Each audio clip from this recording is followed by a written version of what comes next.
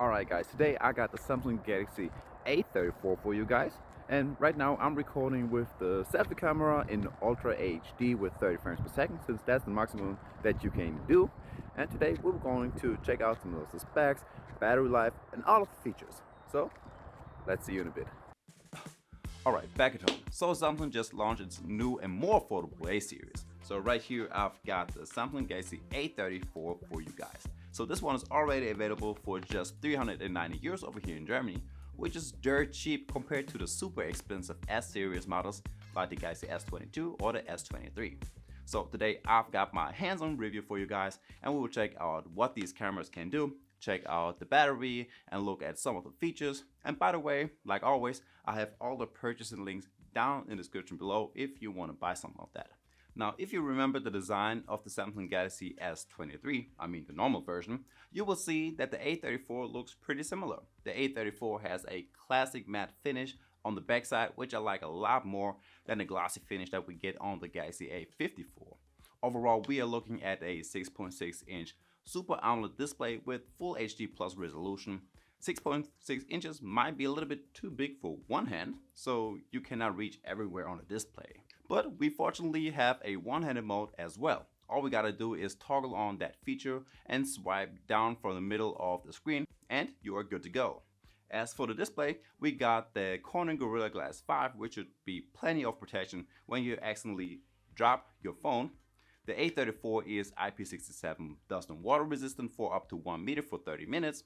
And on the side we get our usual two physical buttons. On the back we actually have the same design and layouts of lenses like we have on the S23, and the whole back plus the frame is all made of plastic, which results in a weight of just 199 grams. As well as this phone is available in a couple of colors. So I grabbed the all black version, but you can also get it in awesome violet, awesome lime, or awesome white. Yes, that's actually how they call the colors on the website. Alright, let's hop over to some of the features, and just like the S series, we got OneUI 5.1 based on Android 13 running on the A34.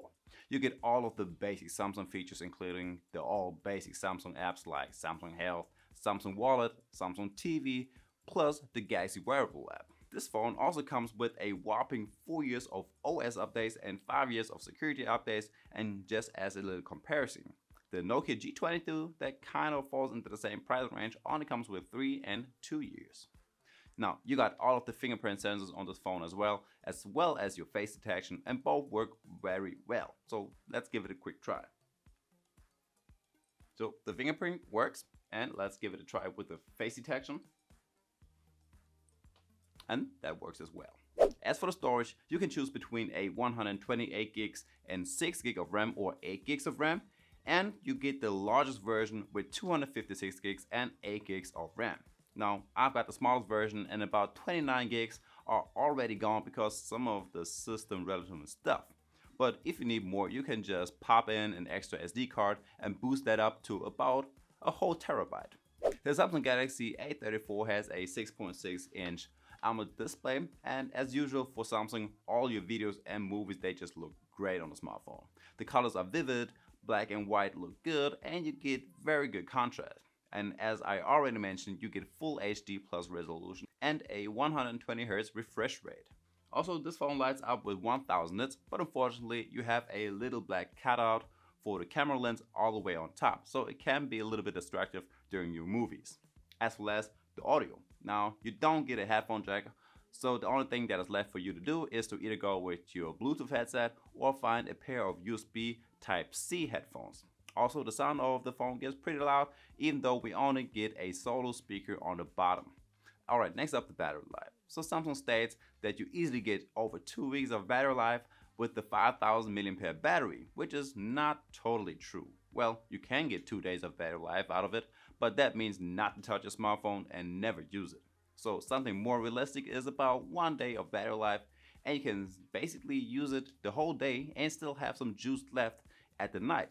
As well as the A34, just like the A54, supports 25-watt charging, which is not that particularly fast, so it takes about 90 minutes to go from 0 all the way up to 100%. The Samsung Galaxy A34 is running on a MediaTek Dimensity 1080 chipset, which you can also find in many other mid-range smartphones like the Realme 10 Pro Plus. Swiping around on the A34 feels pretty smooth, and it was rarely lagging when I opened up apps or quickly did some actions in a row. Also, while playing some games, the phone didn't get hot, and the games worked very well even on the high resolution settings. I played games like Genshin Impact and my usual car racing games, and I didn't experience too many problems regarding the frame rate. So overall, a good phone if you casually want to play some games. Okay, as for last, let's take a look at the camera. So the A34 dished out a triple lens camera that looks just like the one that you have on the Galaxy S23. You get a 48 megapixel main camera with optical image stabilization, plus you get a 8 megapixel ultra wide lens and a 5 megapixel macro lens. So I went out there and tried shooting some good looking pictures for you guys, but I definitely have no talent as a photographer, so please don't be that harsh on me. Now, when it comes to the video settings, you can either shoot videos in 30 frames per second in HD, Full HD, or Ultra HD, or you can bump that up and shoot videos in 60 frames per second with Full HD. So I took videos in 30 frames in Ultra HD and 60 frames in Full HD, so you can kind of get the difference in quality.